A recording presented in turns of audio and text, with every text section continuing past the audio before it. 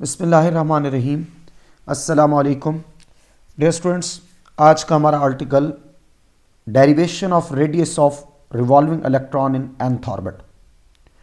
Bohr ने एक expression drive की ताकि हाइड्रोजन एटम में मौजूद nth ऑर्बिट का रेडियस फाइंड आउट किया जा सके। इस पर्पज़ के लिए हम कंसिडर करते हैं कि हमारे पास एक जनरल एटम है जिसका इलेक्ट्रॉन चार्ज ई नेगेटिव रिवॉल्व कर रहा है अराउंड द न्यूक्लियस जिस पे चार्ज है Ze positive. Let m electron का मास है, वेलोसिटी v के साथ वो रिवॉल्व करता है एक सर्कुलर ऑर्बिट में जिसका रेडियस है r। इस वक्त इलेक्ट्रॉन सर्कुलर पाथ में जब रिवॉल्व करेगा तो इसके ऊपर दो फोर्सेस एक्ट करेंगी, एक सेंट्रीपिटल फोर्स जिसकी डायरेक्शन सेंटर की जानिब होगी और दूसरी सेंट्रीफ्यूगल फोर्स जिसकी डायरेक्शन सेंटर से अवे होगी। बट सेंट्रीपिटल फोर्स और सेंट्रीफ्यूगल फोर्स दोनों की जो मैग्नीट्यूड होंगी वो इक्वल होंगी। जब तक सेंट्रीपिटल फोर्स और सेंट्रीफ्यूगल फोर्स की मैग्नीट्यूड बराबर रहेगी आपका इलेक्ट्रॉन सर्कल में रिवॉल्व करता रहेगा। अब ये जो इस वक्त सेंट्रीपिटल फोर्स है वो इक्वल है electrostatic force of attraction according to Coulomb's law Ze² over 4 pi epsilon naught R square के। ये कैसे फोर्स आई बेटा? इस वक्त हमारे पास लेट्स सपोज अगर एक यूनिट पॉजिटिव चार्ज है Q1, दूसरा यूनिट नेगेटिव चार्ज है Q2, इनके दरमियान डिस्टेंस R है, तो अकॉर्डिंग टू कूलम्स लॉ जो इलेक्ट्रोस्टैटिक फोर्स ऑफ अट्रैक्शन होगी इन चार्जेस के दरमियान वो डायरेक्टली प्रोपोर्शनल होगी इन चार्जेस की मैग्नीट्यूड के प्रोडक्ट के, यानी Q1 मल्टीप्लाई बाय Q2 और इन्वर्सली प्रोपोर्शनल होगी इन चार्जेस के दरमियान डिस्टेंस के स्क्वायर के, जो कि R है और R का स्क्वायर आ जाएगा। अब अगर हम इस प्रोपोर्शनैलिटी को हटाएं तो यहाँ कांस्टेंट आएगा और कांस्टेंट की वैल्यू आती है 1/4 पाई एप्सिलॉन नॉट। इट्स मीन अगर दो अपोजिट चार्जेस हों Q1 Q2 उनके दरमियान डिस्टेंस R हो तो electrostatic force of attraction equal बनती है Q1 Q2 over 4 pi epsilon naught R square. इस वक्त हमारे पास इस रेडियस ऑफ इलेक्ट्रॉन्स के केस में E हमारा नेगेटिव चार्ज है, Ze पॉजिटिव चार्ज है, यानी Q2 इसे Ze पॉजिटिव को Q1 कह दें, E नेगेटिव को Q2 कह दें और उनके दरमियान डिस्टेंस R हो तो according to Coulomb's law electrostatic force of attraction will be equal to Ze positive dot E negative over 4 pi epsilon naught R square. अब क्योंकि E negative charge on electron है, E positive charge on proton है, दोनों की magnitude same होती है तो इन दो को आपस में मल्टीप्लाई करेंगे तो ये बन जाएगा Ze² over 4 pi epsilon naught R square. इसे कर दिया हमने इक्वेशन नंबर 1। इस वक्त Z प्रोटॉन्स की तादाद को जाहिर करता है, E charge on electron proton को जाहिर करता है, 4 कांस्टेंट है, पाई कांस्टेंट, एप्सिलॉन नॉट ये वैक्यूम परमिटिविटी है, जबकि आर स्क्वायर ये रेडियस है सर्कुलर ऑर्बिट का।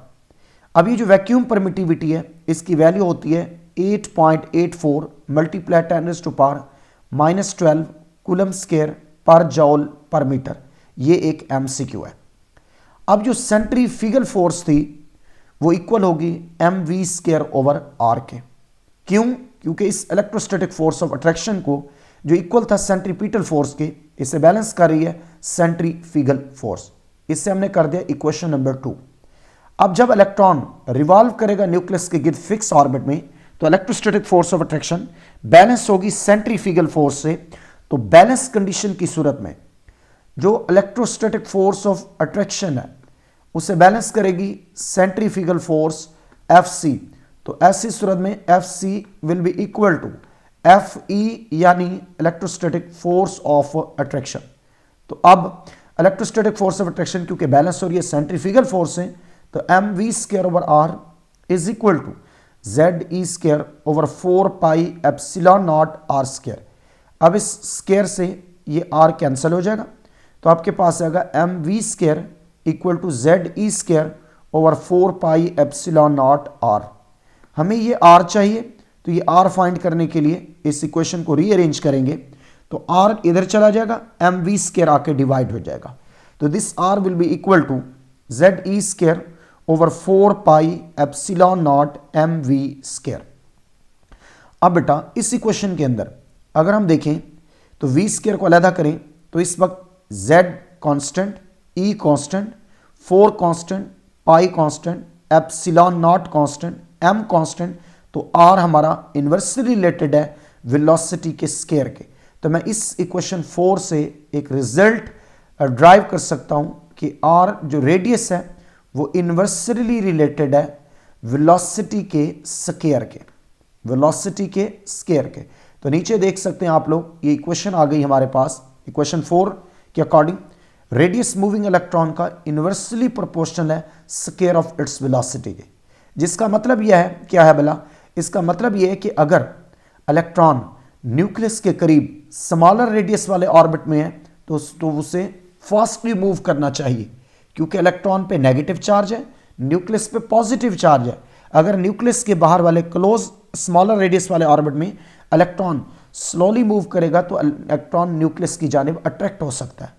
और दूसरी बात ये जो इससे पता चलती है कि अगर हाइड्रोजन एटम के लिए बहुत सारे ऑर्बिट पॉसिबल हैं तो प्रमोशन ऑफ इलेक्ट्रॉन लोअर से जब हायर ऑर्बिट की तरफ होगी तो उसे लेस वेलोसिटी के साथ मूव करना चाहिए। अब ये जो वेलोसिटी है ये तभी डिटरमाइन कर सकते हैं जब इलेक्ट्रॉन किसी सर्कुलर ऑर्बिट में रिवॉल्व कर रहा हो। हम इस वेलोसिटी के फैक्टर को एलिमिनेट करना चाहते हैं तो हम इस्तेमाल करेंगे बोहर का 4th पोस्टुलेट, जिसके मुताबिक एंगुलर मोमेंटम जो होता है कि इलेक्ट्रॉन सिर्फ उन ऑर्बिट में रिवॉल्व करते हैं जिनके एंगुलर मोमेंटम की वैल्यू फिक्स होती है।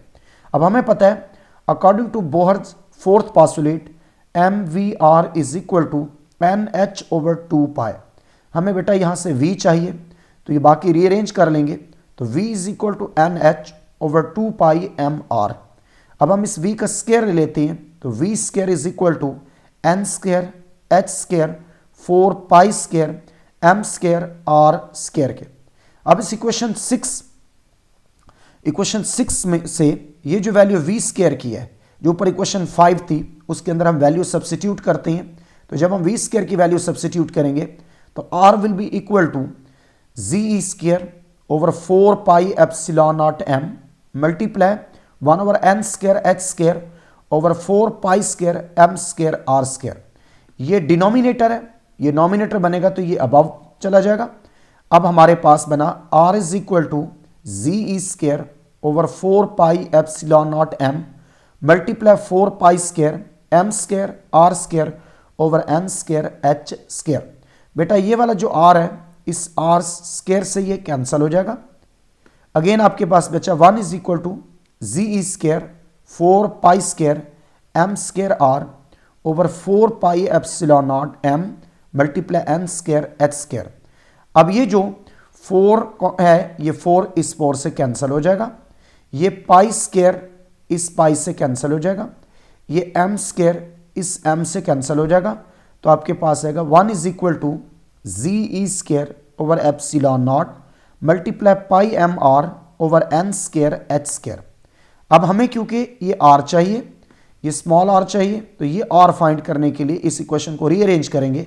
ये वैल्यू उधर चली जाएंगी, जो ऊपर वाली है वो डिवाइड हो जाएंगी। तो R will be equal to epsilon naught N square H square over pi M Z E square. Hydrogen atom के लिए जी 1 होता है, तो हाइड्रोजन एटम के रेडियस के लिए z की जगह 1 आएगा तो ये बन जाएगा r is equal to epsilon naught N square H square over pi M E square. बेटा इस वक्त ये जो एन स्केयर है इसको छोड़कर बाकी सारे फैक्टर कांस्टेंट हैं, तो इन्हें हम अलहदा ले लेते हैं, एन स्केयर को अलहदा लेते हैं। तो इस वक्त r equal to epsilon naught H square over pi M E square. ये जो एन स्केयर है ये वेरिएबल है क्योंकि ये ऑर्बिट नंबर को बताता है, जबकि ये पूरा फैक्टर ये जो है ये कांस्टेंट है।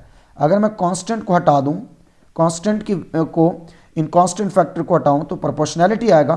तो इसका मतलब जो आर एन निकलेगा radius of nth orbit for hydrogen atom that will be directly proportional to square of orbit number के। यानी जैसे जैसे ऑर्बिट नंबर बढ़ेगा वैसे वैसे जो ऑर्बिट का रेडियस होगा वो इंक्रीज होता जाएगा।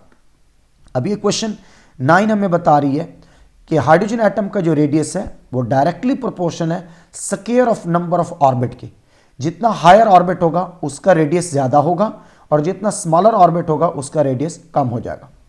अब ये जो फैक्टर है epsilon naught H square over pi M E square equation 9 में कांस्टेंट फैक्टर है, जिसमें h की value 6.626 multiply 10⁻34 joule second, epsilon naught equal to 8.84 multiply 10⁻12 coulomb square per joule per metre, pi equal to 3.14, m is equal to 9.1095 multiply 10⁻31 kilogram, E is equal to 1.6022 multiply 10⁻19 coulomb.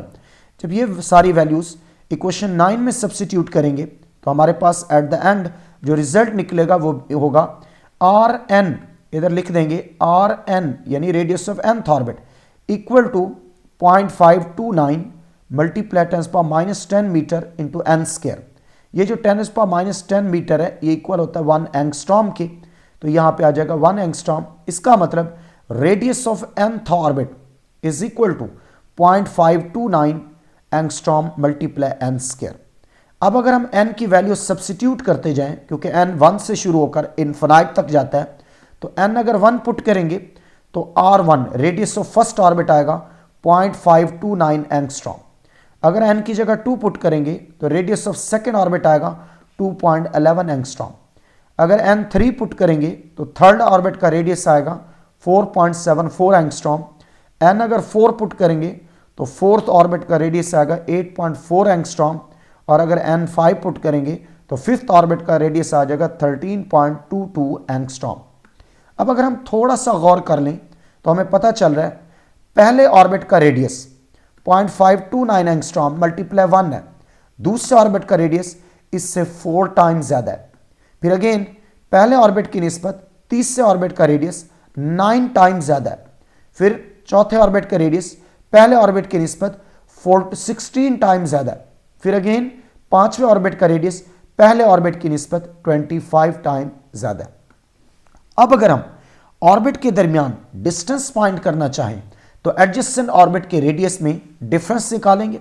जैसे पहले दो orbit में R2 में से R1 minus कर दें, R3 में से R2 माइनस करें, R4 में से R3 माइनस करें, तो हमें पता चलेगा जब हम लोअर ऑर्बिट से हायर ऑर्बिट की तरफ जाते हैं तो उस सूरत में, जब हम लोअर ऑर्बिट से हायर ऑर्बिट की तरफ जाते हैं तो उस सूरत में जो डिस्टेंस होता है एडजेसेंट ऑर्बिट्स के दरमियान वो बढ़ता जाता है। यानी पहले दो ऑर्बिट के दरमियान फासला कम होगा, दूसरे दो ऑर्बिट के दरमियान फासला ज़्यादा होगा, तीसरे दो ऑर्बिट के दरमियान फासला मजीद बढ़ता जाएगा। इट्स मीन लोअर से हायर ऑर्बिट की तरफ मूव करने की सूरत में जो डिस्टेंस होता है ऑर्बिट के दरमियान वो बढ़ता जाता है।